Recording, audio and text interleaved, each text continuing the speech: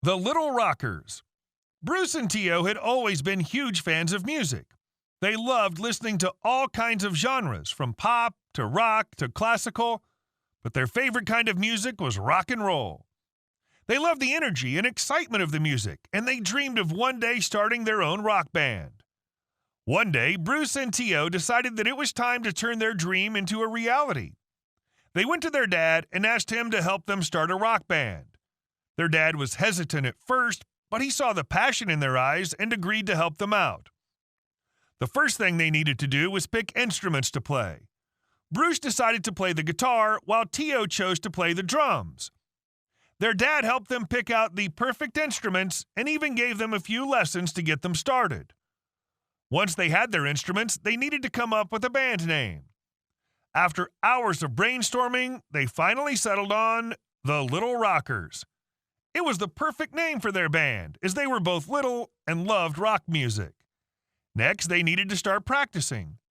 They spent every spare moment they had playing their instruments and practicing their favorite rock songs. They even wrote a few of their own songs, which they were very proud of. Finally, it was time for their first gig. They'd been practicing for weeks and were ready to rock the house. They set up their instruments in their backyard, invited all of their family and friends, and started playing. At first, they were a little nervous, but as soon as they started playing, all their nerves disappeared. They rocked out to their favorite songs and even played a few of their own.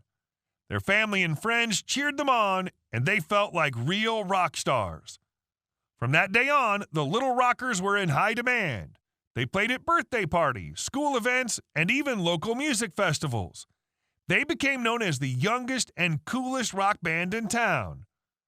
But even with all their success, Bruce and Tio never forgot why they started playing music in the first place.